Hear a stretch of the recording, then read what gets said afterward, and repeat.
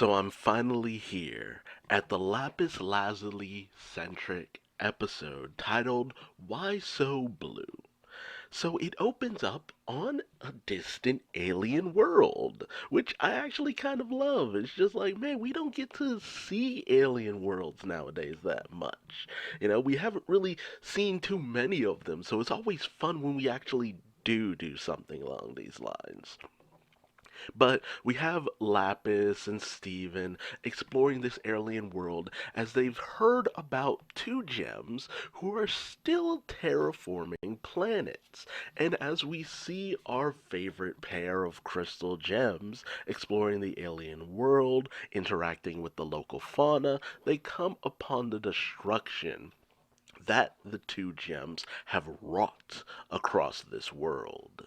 And the moment they meet the two lapis lazulis, they go on the offensive, for only for Stephen to defend himself, showing himself to be the notorious, the infamous Steven Universe, much to their shock and surprise. And while Stephen is under the impression that they're still acting upon the old ways of the Empire because they don't realize that the Empire is dismantling their forces, not destroying planets anymore, unfortunately, the Lapis Lazulis are all too aware of what they're doing.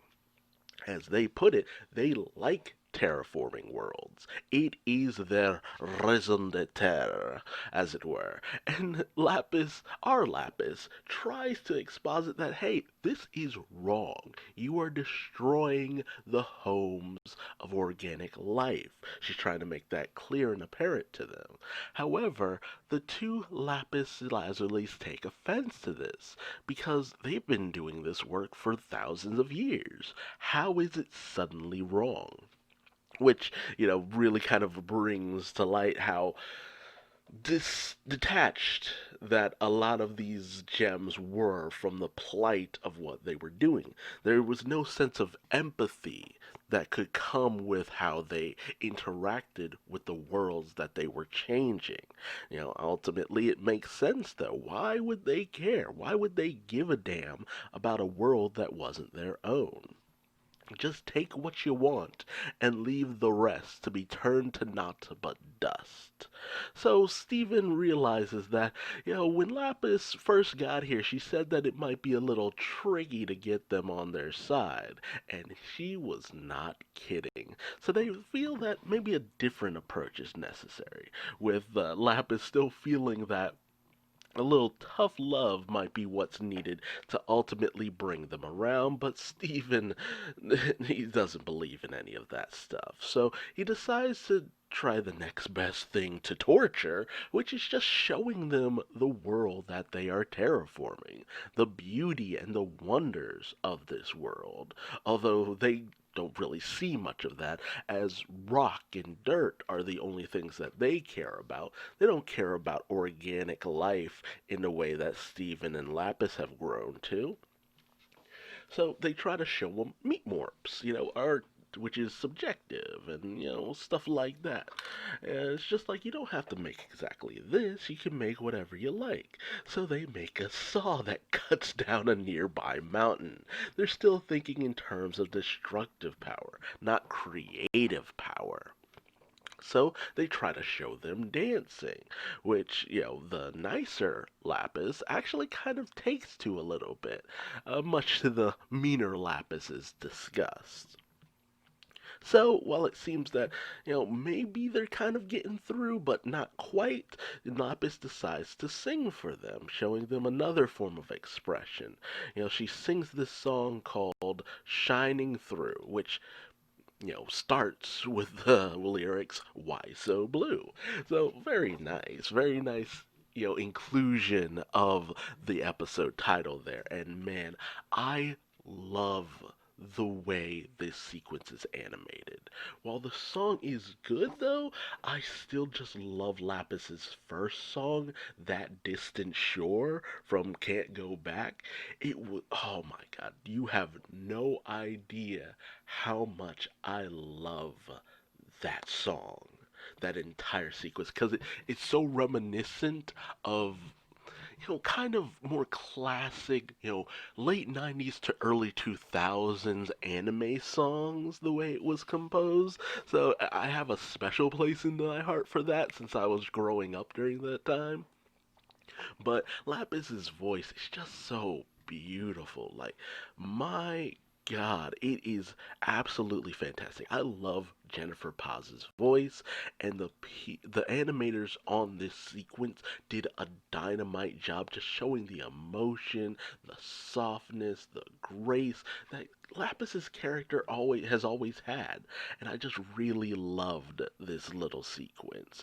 However, the other Lapises didn't much care for it, as they find singing and dancing to be a little too pearl-like for their taste, which, oof, ugh, that's a hot take right there. But you know, they don't really find singing and dancing and art to really be the lapis lazuli way, and even go as far as to mock our lapis for these, very kind of displays. And so they continue to terraform the planet despite the words of Stephen and Lapis. So Lapis feels that it's time to stop playing around with these two. It's time to get serious and do what she feels should have done from the start, and she goes in to take them down. However, with each new attack she brings upon them, they learn, adapt, and go on the offensive. And, one Lapis against two Lapis kind of shows the difference in power and ability, as they manage to keep bringing her down one at a time after time. She makes change, they make change, and they even get ready to completely just take her out of the equation. However, the one difference between our Lapis and these two Lapis is she's she's had some pent up aggression. She's had a few moments that have built her power to a point that is far, far beyond them. And she even has this moment where she just brings in all the waters of this world to bring it all down on the two Lapis, bringing them to complete heel. They are in utter fear of the great and massive power our Lapis is showing. But with a single glance from Steven, our Lapis realizes that she's gone too far. This isn't the way. This isn't what she wanted.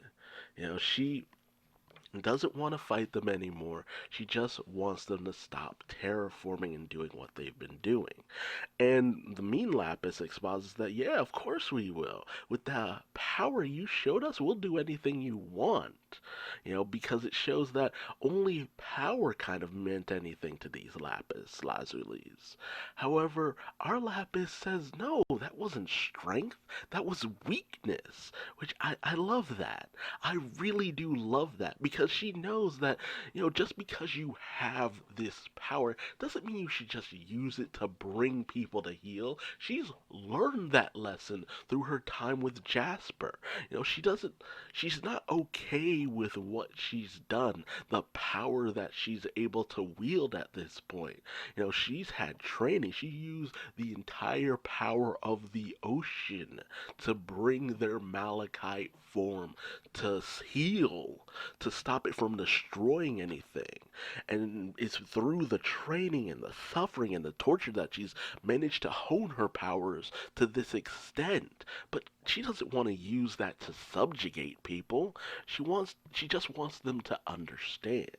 But she's had enough with trying to teach them in any way possible. She just walks off. Stephen hands them a couple of brochures, and they head back to Little Homeworld, with Lapis just kind of feeling down on herself about the fact that she went so far.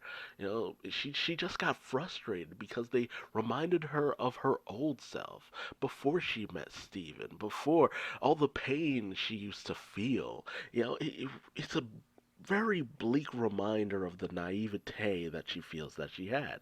And I can understand that so greatly, because, as you get older, as you mature, it's not just being not aging that actually helps you to grow and develop. It's experiencing things that help you to grow and develop. Experiencing different things and ways of life and views from people that you admire, that you grow, you develop, you change, you evolve as a person. And as she looks at those two other Lapises, it's just like they're just so stuck in their old ways that it's kind of made her mad from a certain point of view. It really got under her skin just how unwilling they were to change as people. And a lot of people go through these emotions. As you get older, you see people who go through the same mistakes that you did, have the same mindset you once did, and you're just like, no, that mindset leads to nothing but more hardship and strife and suffering, and leads to more pain for not just you, but for others. And she wasn't happy with the fact that they couldn't empathize with any of that. However, during a fairly shocking moment, the nicer of the two lapis lazuli arrive on Little Homeworld, inquiring into the school that was suggested to her, with our Lapis and our Stephen accepting her with open arms. It's not quite as hopeless as you would think.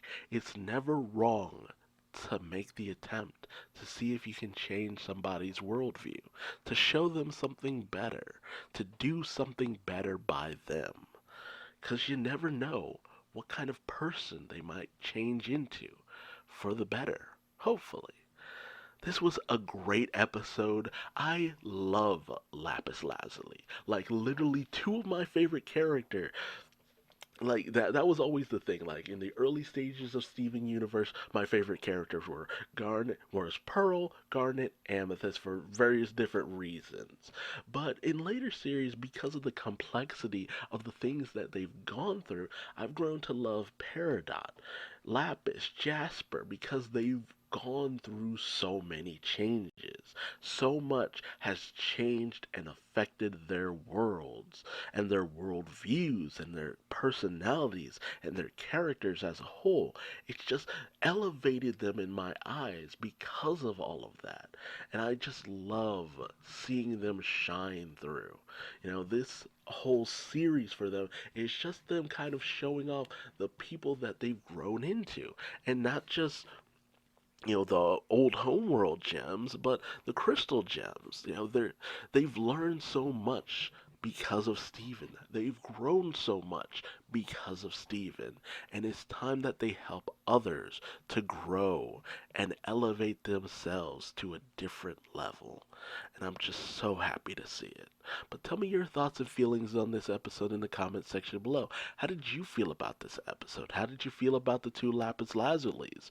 This is the first time we've seen other Lapises in the series as a whole, which was actually pretty fun. But, thoughts, feelings, theories, comment section below, and hopefully you'll join me for the next episode. Until then, I'm Duuz-Diz-Din, and I will see you later. Bye-bye.